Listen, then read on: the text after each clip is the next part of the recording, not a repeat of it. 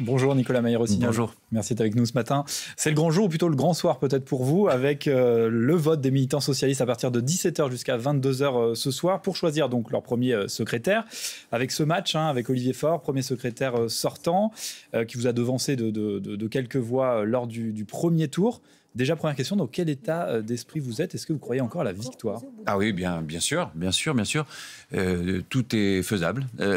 C'est très difficile de prédire. Il faut surtout aller voter. En fait, l'enjeu, il est très simple. Est-ce qu'on veut le statu quo ou est-ce qu'on veut le changement? Est-ce qu'on trouve que le Parti socialiste, il va bien? Si on trouve qu'il va bien, il ne faut pas changer. Nous, on pense qu'il faut absolument changer pour l'améliorer dès maintenant. Mais pour ça, il faut absolument aller voter. Vous savez qu'il y avait peu de votants, il y a très peu d'adhérents malheureusement. 24 000 votants sur 40 000 militants. 39 815, c'est le plus faible nombre d'adhérents socialistes depuis au moins 50 ans. La faute à qui? À Olivier Faure alors? Non, mais je ne veux pas dire ça comme ça. C'est une faute partagée. Mais enfin, la direction sortante est en place depuis 7 ans. Donc c'est normal de faire un bilan. Et moi, ça ne me satisfait pas. Moi, je veux un grand parti, un parti populaire. Mais pour ça, j'appelle tous les adhérents à aller voter parce que c'est le moment, c'est le seul moment. Après, c'est fini. Après, c'est trop tard. C'est le seul moment pour changer le Parti socialiste, pour le remettre au boulot, pour qu'enfin on retrouve ce parti populaire dont on a besoin.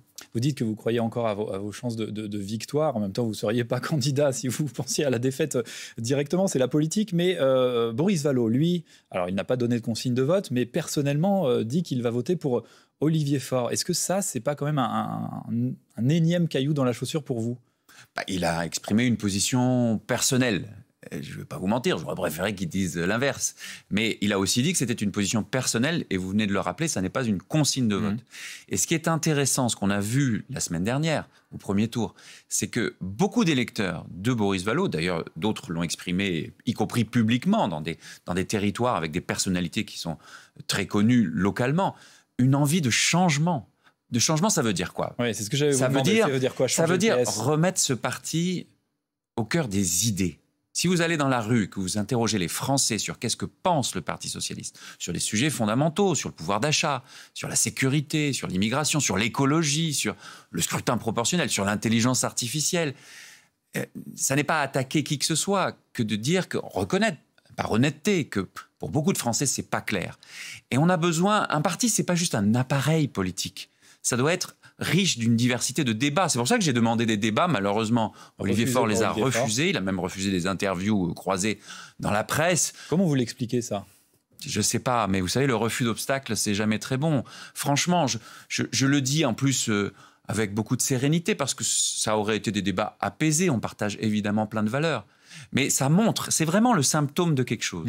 C'est le symptôme d'un affaiblissement et d'un rétrécissement. Et moi, je veux au contraire un parti socialiste qui vit par ses idées, par ses militants, par ses territoires. Alors, Nicolas Mayer-Rossignol, vous l'avez dit, un parti socialiste qui vit par ses idées.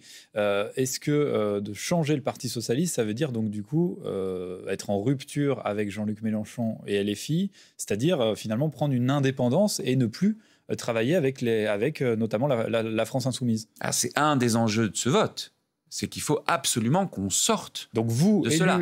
Élu à la tête du PS, vous rompez tous les points avec Jean-Luc Mélenchon. Il n'y aura pas d'alliance, effectivement, avec LFI. Je fais bien la distinction, évidemment, avec les électeurs, puisque vous avez des gens qui ont pu voter Jean-Luc Mélenchon pour plein de raisons, en 2017, en 2022.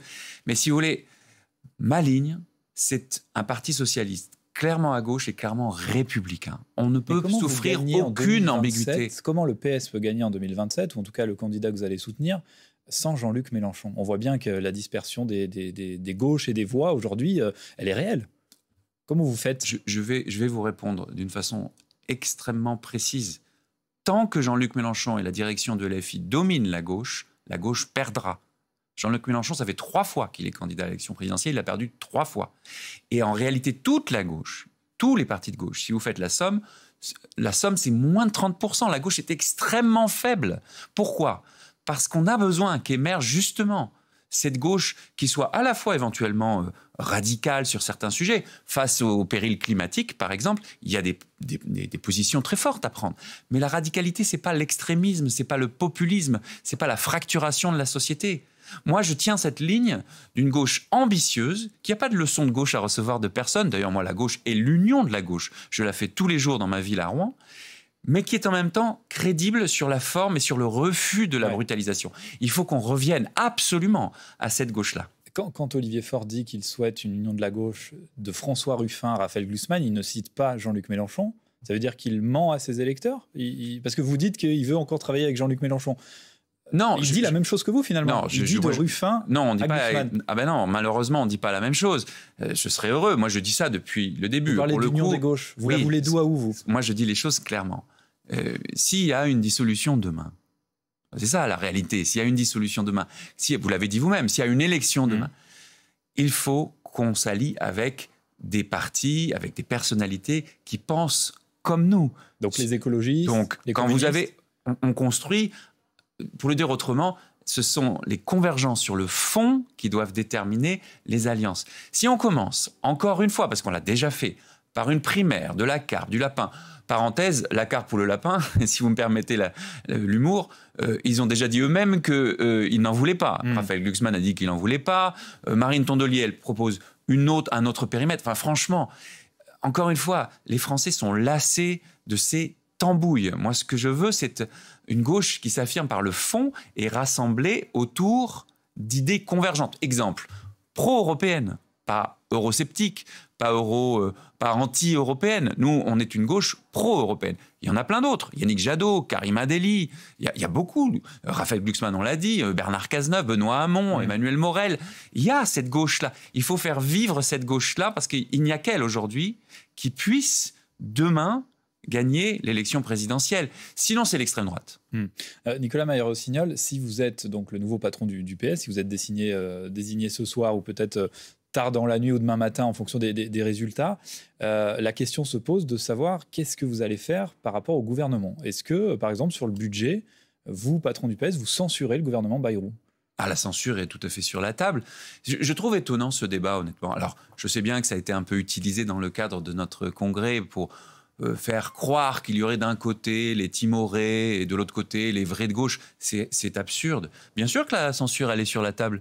Mais il est fort qui n'a pas censuré le gouvernement sur le dernier budget. Hein. Oui, mais à vrai dire, nous avions la même ligne et je suis heureux que nous ayons eu cette posture de responsabilité. Nous sommes dans l'opposition. Dans l'opposition, nous ne sommes pas au gouvernement, nous nous opposons au gouvernement. Et la censure est un des outils, il est prévu par les textes, de l'opposition. Simplement, nous sommes une opposition constructive. Ce que j'essaie de dire, c'est qu'il faut que la gauche, c'est très bien de s'opposer, mais il faut aussi proposer. Si demain on est aux responsabilités, qu'est-ce qu'on fait? Voilà ce que me disent moi les Français. Proposer et travailler avec les macronistes aussi, pourquoi pas? Non, c'est pas travailler avec les macronistes. Nous sommes de gauche. Moi, je suis socialiste. Je mène une union de la gauche et des écologistes. Simplement, il ne faut pas non plus être sectaire. Vous avez des électeurs qui ont voté pour Jean-Luc Mélenchon, je le disais tout à l'heure. Vous avez aussi des électeurs qui ont voté en y croyant à l'époque pour Emmanuel Macron, qui sont revenus de cela. Et aujourd'hui, ils sont orphelins, en réalité, orphelins politiquement, de cette gauche crédible, qui refuse la brutalisation, mais qui est vraiment à gauche, et qui n'a de brevet de gauche à recevoir de personne. Dans mon équipe, il y a la maire de Vaux-en-Velin, Hélène Geoffroy, le maire de Saint-Ouen, Karim Bouamran. Ce sont des villes populaire.